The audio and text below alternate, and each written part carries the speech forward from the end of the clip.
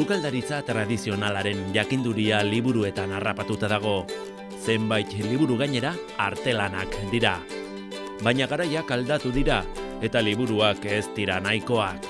Sukaldea garai modernoan sartzeko egokitu da.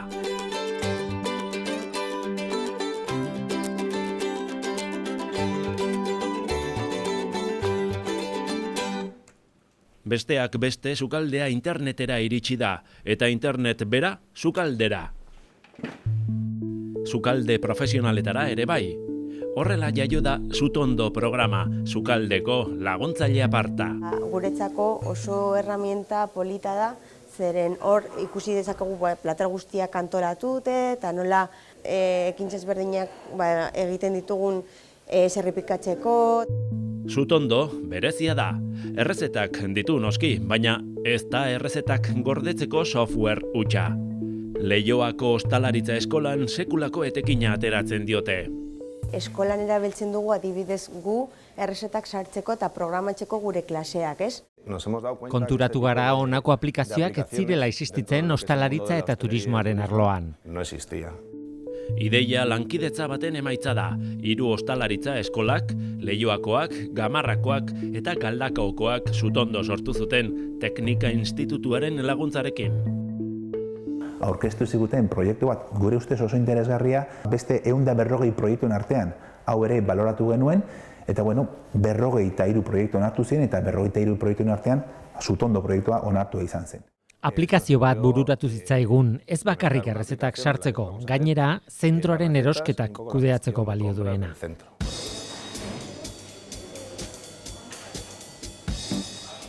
Sutondo softwareari jarraituta, Leioako ostalaritza eskolako gela sakonetan sartu gara. Gela hauetan, eguneko platerretako lehengaiak prestatzen dituzte, gero eskolako sukaldeetan prestatzeko. Guk bide hori egingo dugu Nora Mugertza ikaslearen eskutik. Gaur, bakailaua Ajo Arriero erara prestatuko du Kartako jatetxearen eskaintzan dagoelako. Gela berdera lehendabizi eta gero gela urdinera jaitsi da goizean goiz, barazkien eta arrainaren bila urren ez urren. Aldez aurretik errezeta Sutondon bilatu, hor dazkagulako erabiliko ditugun osagaiak, ze pausu egin behar ditugu errezeta egiteko, hor dazkagu.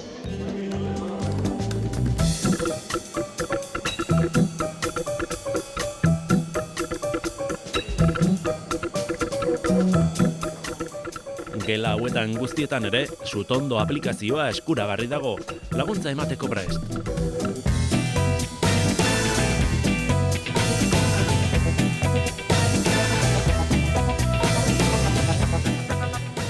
Eskolan zerbitzu ezberdinak daude eta orduan lan egiteko modu ezberdinak ere bai, ez?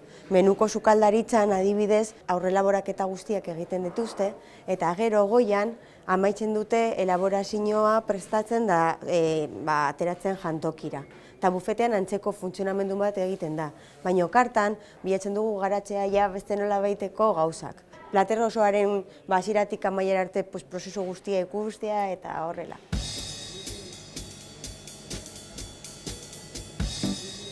Sutondon dakagu nolabait eskematuta. Ez dakazu hor, milaka hitz errezeta bat itxeko. Azkenean, suposatzen da guk zehose dakigula eta horrekin pixka bat lagunduta errez izango da. Sutondok produktuen glosario bat dauka errezetaren osagai bakoitzaren informazioarekin. Nagusiena, bakailaua. Baratxuria normalian erabiltzen da bakailaoarekin pilpila itxeko. Eta gero erabilkiko ditugu piperrak eta kipula pisto bat iteko, eta erabiliko dugu kipulgorria eta txorizeruak bizkaitar saltza bat trabatzeko dana. Osagai sinpleak eta errezeta ona. Lan asko dago egiteko, baina badago denbora azken xetasuna ere zaintzeko.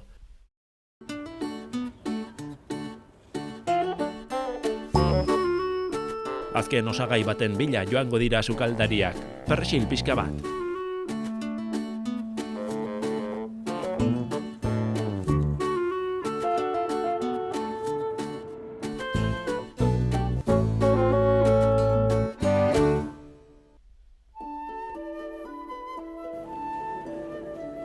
Osagai guztiak sukaldean daude, eta errezeta prestatzeko unea iritsi da. Mostradore honen gainean egingo dute instalazio berezia baita. Prestaketak egiteko tokia ez ezik, indukziozko sukaldea ere bada, eta zartagina berotzen jar daiteke. Nik uste hemen gaizki ohituta dela, ze azkenean teknologia erabiltzeko aukera dakagu, baina oso konsiente egon behar gera, ze hemendikan kanpora ez dugu estardia aukiko.